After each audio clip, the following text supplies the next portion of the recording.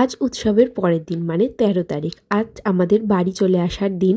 উৎসবের দিন আমরা সবাই মিলে খুব আনন্দ করেছি। আর আজকে আমাদেরকে বাড়ি চলে যেতে হবে।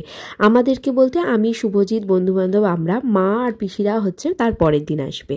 তো সেই কারণেই আমরা আজকে চলে এসেছিলাম মুন্ডমালিনীতলা মায়ের কাছে পুজো দেওয়ার জন্য, মালা দিয়ে এবং অঞ্জলি দেবো বলে। প্রথমে আমরা ছোট বাবার যে সমাধি রয়েছে সেখানে গিয়ে মালা পরিয়ে নিয়ে নমস্কার করে নিলাম। এরপর চলে গেছি কৃষ্ণা মায়ের ঘরে, যেখানে সমাধি দেওয়া হয়েছিল সেখানে। কৃষ্ণা মা হচ্ছে এই আশ্রমের একজন সেবিকা। তাকে আমরা মালা পরিয়ে নমস্কার করে চলে এসেছি সোজা মায়ের কাছে। আর মাকে তো দেখতেই পাচ্ছ, মুন্ডমালিনী মায়ের এত মালা গলায় যে মুকুটটাই ঘুরে গেছিল, সেটাকে মা ঠিক করে দিল। দেওয়ার পরে আমরা উঠে পড়েছি। আমি যেহেতু হাইটটা অনেকটা শর্ট, সেই কারণে আমি এই পাশে ছিলাম আর ওই পাশে শুভজিৎ। দিয়ে দুজনে মিলে মালা পরিয়ে নমস্কার করে চলে এসেছিলাম অঞ্জলি দেবো বলে। সকাল থেকে না খেয়ে রয়েছি, মায়ের কাছে অঞ্জলি দেবো। বিয়ের পর প্রথম মায়ের কাছে গেছি সেই কারণে। এরপর আমরা দুজনে অঞ্জলি দিয়ে নিলাম।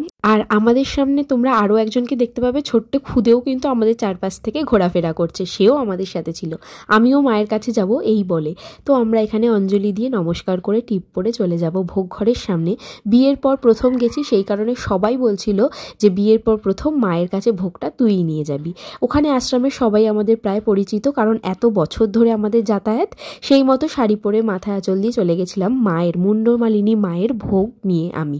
এবং এখান থেকে হাতে করেই ভোগ নিয়ে যাচ্ছি। এরপর মন্দিরের কিছুটা কাছে গিয়ে মাথায় করে ভোগটা মায়ের মন্দিরে নিয়ে যাব। অনেক দিনের ইচ্ছাটা আজকে আমার পূরণ হলো যে মায়ের কাছে ভোগ নিয়ে যেতে পারলাম।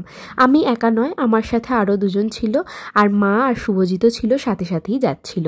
আমরা সবাই মিলে মন্দিরে ভোগ নিয়ে গেলাম এবং সেখানে পুজো হওয়ার পর ভোগ আবার নিয়ে আসলাম।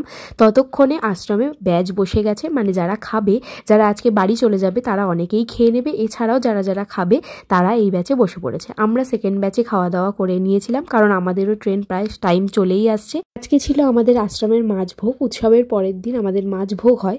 প্রতিদিনই মায়ের কাছে মাছ ভোগ যায়, কিন্তু উৎসবের দিন, যেদিন বুদ্ধ পূর্ণিমা, সেই দিন শুধুমাত্র মাছ ভোগ মায়ের কাছে যায় না।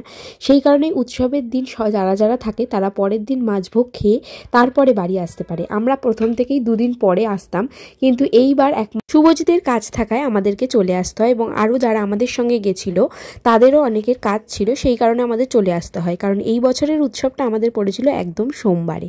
তাই আমরা এরপরে খাওয়া দাওয়া করে নিয়ে রেডি হয়ে বেরিয়ে পড়ি, কারণ আমাদের ট্রেনের টাইম বিকেলবেলা 5টার সময় ছিল। দেখো, আজকে মা বেনারসি পড়েছে। তোমরা চাইলে মাকে বেনারসি দিয়েও পুজো দিতে পারো এবং মায়ের কাছে ভোগও নিয়ে যেতে পারো, কিন্তু তার জন্য মেয়েদেরকে শাড়ি এবং ছেলেদেরকে ধুতি পাঞ্জাবি পরতে হবে। চলো আজকে বাই।